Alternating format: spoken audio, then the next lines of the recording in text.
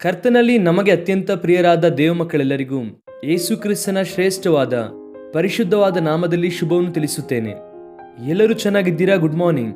ಕಳೆದ ರಾತ್ರಿ ದೇವರು ಒಳ್ಳೆಯ ವಿಶ್ರಾಂತಿ ಕೊಟ್ಟಿದ್ದಾರೆ ಅಲ್ವಾ? ಈ ಉದಯಕಾಲ ಮತ್ತೊಂದು ನೂತನವಾದ ದಿನವನ್ನು ಕೊಟ್ಟಿದ್ದಾರೆ.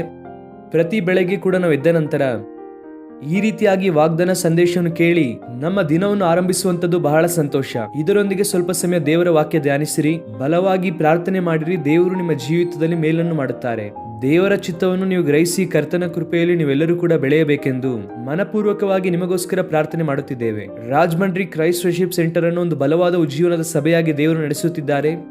ಸಾವಿರಾರು ಕುಟುಂಬಗಳು ದೇವರ ವಾಕ್ಯವನ್ನು ಕೇಳುವುದಕ್ಕೆ ಬರುತ್ತಿದ್ದಾರೆ, ದೇವರ ವಾಕ್ಯದಿಂದ ಬಲ ಹೊಂದುತ್ತಿದ್ದಾರೆ, ವಾಕ್ಯದಿಂದ ತಮ್ಮ ಜೀವಿತವನ್ನು ಸರಿಪಡಿಸಿಕೊಂಡು ದೇವರ ಕೃಪೆಯಲ್ಲಿ ಬೆಳೆಯುತ್ತಿದ್ದಾರೆ. ನಾನು ಆಗಾಗ್ಗೆ ಹೇಳುವಂತಹ ಮಾತು ಅದೇ, ದೇವರ ಮಾತಿಗೂ ಹಾಗೂ ದೇವರ ವಾಕ್ಯದ ಮೇಲೆ ನಾವು ತೋರಿಸುವಂತ ವಿಧೇಯತೆಯ ಮೇಲೆ ನಮ್ಮ ಜೀವಿತದಲ್ಲಿ ಆಶೀರ್ವಾದ ಹಾಗೂ ಅದ್ಭುತ ಆಧಾರವಾಗಿದೆ. ನಮ್ಮ ದೇವರು ಉನ್ನತನು ಆಶ್ಚರ್ಯಕರನು, ಆದ್ದರಿಂದ ಆತನ ಕಡೆಗೆ ನಾವು ದೃಷ್ಟಿಸುವಾಗ ಮಹೋನ್ನತವಾದ ಕಾರ್ಯವನ್ನು ನಾವು ನೋಡುತ್ತೇವೆ. ಸತ್ಯವೇದವನ್ನು ತೆಗೆಯೋಣ. ಈ ದಿನದ ವಾಗ್ದಾನಕ್ಕಾಗಿ ಕೀರ್ತನೆಗಳು 62ನೇ ಕೀರ್ತನೆ 7ನೇ ವಾಕ್ಯವನ್ನು ಓದೋಣವಾ? Psalm 62 and verse 7. ನನ್ನ ರಕ್ಷಣೆಗೂ ಮಾನಕ್ಕೂ ದೇವರೇ ಆಧಾರ, ನನಗೆ ಬಲವಾದ ದುರ್ಗವು ಆಶ್ರಯವು ದೇವರಲ್ಲಿಯೇ. ದೇವರ ನಾಮಕ್ಕೆ ಸ್ತೋತ್ರ ಉಂಟಾಗಲಿ. ಹಲ್ಲೆಲೂಯಾ. ಬಹಳ ಸುಂದರವಾದ ಮಾತನ್ನು ನಾವು ಇಲ್ಲಿ ನೋಡುತ್ತಾ ಇದ್ದೇವೆ. In God is my salvation and my glory, the rock of my strength and my refuge is in God. ಭಕ್ತನಾದ ದಾವಿದನು ತನ್ನ ಜೀವಿತದ ಅನುಭವವನ್ನು ಈ ಕೀರ್ತನೆಯಲ್ಲಿ ಬಹಳ ಸ್ಪಷ್ಟವಾಗಿ ಬರೆಯುತ್ತಾ ಬರುತ್ತಾರೆ. ಭಕ್ತನಾದ ದಾವಿದನ ಜೀವಿತ ಯಾಕೆ ನಮ್ಮೆಲ್ಲರಿಗೂ ಸ್ಫೂರ್ತಿದಾಯಕವಾಗಿದೆ, ಯಾಕೆ ಆದರ್ಶ ಅಂದ್ರೆ ಆತನ ಜೀವಿತದಲ್ಲಿ ಆದಂತ ಎಷ್ಟೋ ಅನುಭವಗಳು ನಮ್ಮ ಜೀವಿತದಲ್ಲಿ ಸ್ಪಷ್ಟವಾಗಿ ಕಾಣಿಸುತ್ತದೆ ಅಲ್ವಾ? ಬೈಬಲ್ ಗ್ರಂಥದಲ್ಲಿ ಬರೆಯಲ್ಪಟ್ಟಿರುವಂತಹ ಭಕ್ತರೆಲ್ಲರೂ ಕೂಡ ನಮ್ಮಂತಹ ಸ್ವಭಾವ ಉಳ್ಳವರೇ, ನಮ್ಮಂತಹ ಕಷ್ಟಗಳು ಇಕ್ಕಟ್ಟನ್ನು ಹೊಂದಿರುವಂತವರೇ, ಅಥವಾ ದೇವರು ನಮ್ಮ ಮೇಲೆ ಸುರಿಸಿದಂತ ಆಶೀರ್ವಾದವನ್ನು ಅವರು ಕೂಡ ಈ ಭೂಮಿಯಲ್ಲಿ ಅನುಭವಿಸಿದಂತವರೇ. ಆದ್ದರಿಂದ ಭಕ್ತನಾದ ದಾವಿದನು ತನ್ನ ಜೀವಿತದ ಅನುಭವದಿಂದ ಒಂದು ಸುಂದರವಾದ ಮಾತನ್ನು ಹೇಳುತ್ತಾ ಇದ್ದಾನೆ, ನನ್ನ ರಕ್ಷಣೆಗೂ ನನ್ನ ಮಾನಕ್ಕೂ ಆತನೇ ಆಧಾರ. ನೋಡಿ, ಒಂದು ಮನೆಗೆ ಅಸ್ಥಿವಾರವು ಆಧಾರವಾಗಿರುತ್ತದೆ. ಅಸ್ಥಿವಾರ ಇಲ್ಲದೆ ಇರುವಂತಹ ಮನೆಯನ್ನು ನಾವು ನೋಡುವುದಿಲ್ಲ. ಒಂದು ವೇಳೆ ಯಾರಾದರೂ ಅಸ್ಥಿವಾರ ಇಲ್ಲದೆ ಮನೆ ಕಟ್ಟಿದರೂ ಕೂಡ ಅದು ನಿಲ್ಲುವುದಿಲ್ಲ. ಯಾವಾಗಾದ್ರೂ ಬಿರುಗಾಳಿ ಬೀಸಿದಾಗ, ಪ್ರಳಯ ಬಂದಾಗ ಅಥವಾ ಮಳೆ ಬಂದಾಗ ಮನೆ ಕುಸಿದು ಹೋಗುತ್ತದೆ. ಯಾಕಂದ್ರೆ ಅಸ್ಥಿವಾರವು ಸರಿ ಇಲ್ಲ. ದೇವರೇ ನಮಗೆ ಆಧಾರ. ಯಾಕಂದರೆ ನಮ್ಮ ರಕ್ಷಣೆಗೂ ಮಹಿಮೆಗೂ ಆತನೇ ಆಧಾರ. ಈ ದಿನ ನಾವು ಮಹಿಮೆ ಹೊಂದಿದ್ದೇವೆ ಅಂದರೆ, ದೇವರ ಪ್ರಸನ್ನತೆ ನಮ್ಮ ಮೇಲೆ ಇದೆ ಎಂದರೆ, ಮಹಿಮೆ ಪ್ರಭಾವದಿಂದ ನಾವು ತುಂಬಲ್ಪಟ್ಟಿದ್ದೇವೆ ಅಂದರೆ ಅದಕ್ಕೆ ಆಧಾರ ನಮ್ಮ ಕರ್ತನಾದ ಯೇಸು ಕ್ರಿಸ್ತನೇ.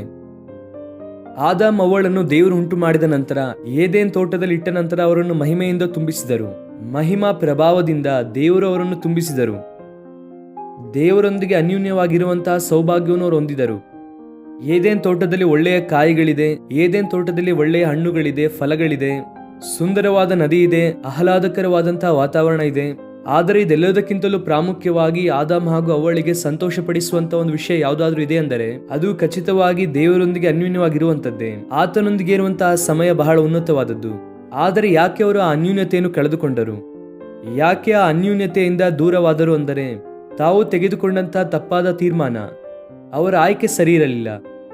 ಪಾಪ ಮಾಡುವುದಕ್ಕಾಗಿ ಪ್ರೋತ್ಸಾಹ ಮಾಡಲ್ಪಟ್ಟಾಗ, ಆ ಶೋಧಕನು ಶೋಧಿಸಿದಾಗ ಶೋಧನೆಗೆ ಒಳಗಾಗಿ ದೇವರಿಂದ ದೂರವಾದರು. ಏದೇನ್ ತೋಟದಿಂದ ಅವರು ಆಚೆ ಹಾಕಲ್ಪಟ್ಟರು. ದೇವರ್ ಬ್ಯಾನಿಶ್ from the garden of Eden. ಅವರು ಏದೇನ್ ತೋಟದಿಂದ ಆಚೆ ಹಾಕಲ್ಪಟ್ಟರು.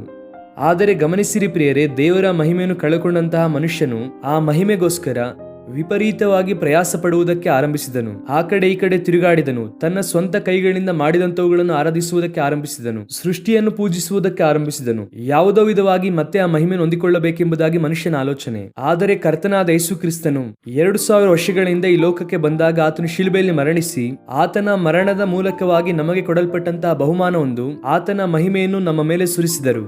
ಈ ದಿನ ನಾವು ಮಹಿಮೆಯುಳ್ಳವರಾಗಿ ಬದುಕುತ್ತಾ ಇದ್ದೇವೆ ಅಂದ್ರೆ ಅದಕ್ಕೆ ಆಧಾರ ನಮ್ಮ ಕರ್ತನಾದ ಯೇಸು ಕ್ರಿಸ್ತನು.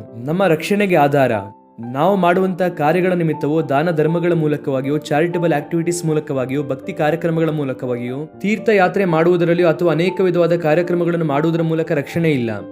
ಕೇವಲ ಯೇಸು ಕ್ರಿಸ್ತನು ಶಿಲುಬೆಯಲ್ಲಿ ಸುರಿಸಿದಂತ ಅಮೂಲ್ಯವಾದ ರಕ್ತದ ಮೂಲಕವಾಗಿ ನಮಗೆ ರಕ್ಷಣೆ. ಪ್ರತಿ ಬೆಳಗ್ಗೆ ನೀನು ಎದ್ದ ನಂತರ ದೇವರು ನಿನಗೆ ಕೊಟ್ಟಂತಹ ರಕ್ಷಣೆಗಾಗಿ, ಆತನು ನಿನ್ನ ಮೇಲೆ ಸುರಿಸಿದಂತಹ ಮಹಿಮೆಗಾಗಿ ದೇವರಿಗೆ ಸ್ತೋತ್ರ ಹೇಳಬೇಕು. ಇಸ್ರಾಯೇಲ್, ನೀನು ಎಷ್ಟು ಧನ್ಯರು ಗೊತ್ತಾ? ಯೆಹೋವನು ರಕ್ಷಿಸಿದಂತ ನಿನ್ನ ಹಾಗೆ ಯಾರು ಎಂಬುದಾಗಿ ವಾಕ್ಯವು ನಮಗೆ ತಿಳಿಸುತ್ತದೆ. ಕೆಲವು ಸಾರಿ ನಮ್ಮ ಶ್ರೇಷ್ಠತೆ ನಮಗೆ ಅರ್ಥವಾಗುತ್ತಿಲ್ಲ. ನಾವು ಎಷ್ಟು ಉನ್ನತರೆಂಬುದಾಗಿ ಗೊತ್ತಾಗುತ್ತಿಲ್ಲ. ದೇವರು ನಮ್ಮನ್ನು ಎಷ್ಟು ಉನ್ನತವಾದ ಸ್ಥಾನದಲ್ಲಿ ಇಟ್ಟಿದ್ದಾರೆಂಬುದಾಗಿ ಗೊತ್ತಿಲ್ಲದ ಚಿಕ್ಕ ಚಿಕ್ಕ ವಿಷಯಕ್ಕಾಗಿಯೂ ಕೂಡ ನಾವು ವಿಷಾದ ಪಡುತ್ತೇವೆ. ಚಿಕ್ಕ ಚಿಕ್ಕ ವಿಷಯಕ್ಕೂ ಕೂಡ ಕುಗ್ಗಿ ಹೋಗಿ, ನನ್ನ ಜೀವಿತ ಯಾಕೆ ಹೀಗಾಗೋಯ್ತು ರೀ, ನಾನು ಶಾಪಗ್ರಸ್ತನು ರೀ, ನಾನು ಶಪಿಸಲ್ಪಟ್ಟಿದ್ದೇನೆ ಎಂಬುದಾಗಿ ಅನೇಕರು ವಿಪರೀತವಾಗಿ ಬಾಧೆ ಪಡುತ್ತಾರೆ. ನೀನು ನಿಜವಾಗಿಯೂ ಯೇಸು ಕ್ರಿಸ್ತನನ್ನು ಅಂಗೀಕರಿಸಿರುವಂತ ವ್ಯಕ್ತಿಯಾಗಿದ್ದರೆ ನಿನ್ನ ಶ್ರೇಷ್ಠತೆ ನಿನಗೆ ಗೊತ್ತಾ? ದೇವರು ನಿನ್ನ ರಕ್ಷಣೆಗೂ ಹಾಗೂ ಮಾನಕ್ಕೂ ಆಧಾರ ಮಾತ್ರವಲ್ಲದೆ ಆತನೇ ನಿನ್ನ ಆಶ್ರಯ. ಒಂದು ಚಿಕ್ಕ ಮಗು ಹೇಗೆ ತಾಯಿಯನ್ನು ಆತುಕೊಳ್ಳುತ್ತದೋ, ಒಬ್ಬ ಚಿಕ್ಕ ಮಗು ಹೇಗೆ ತನ್ನ ತಂದೆಯನ್ನು ಆತುಕೊಳ್ಳುತ್ತದೋ, ನಾವು ಕೂಡ ದೇವರನ್ನು ಆತುಕೊಳ್ಳುವಂತ ಸೌಭಾಗ್ಯವನ್ನು ಕೊಟ್ಟಿದ್ದಾರೆ. ಆತನೇ ನಮಗೆ ಆಶ್ರಯವಾಗಿ ಇದ್ದಾರೆ. ಯಾಕೆ ಕುಗ್ಗಿ ಹೋಗುತ್ತಾ ಇದ್ದೀಯಾ? ಯಾಕೆ ಪ್ರತಿ ವಿಷಯಕ್ಕೂ ಬಾಧೆ ಪಡುತ್ತಾ ಇದ್ದೀಯಾ?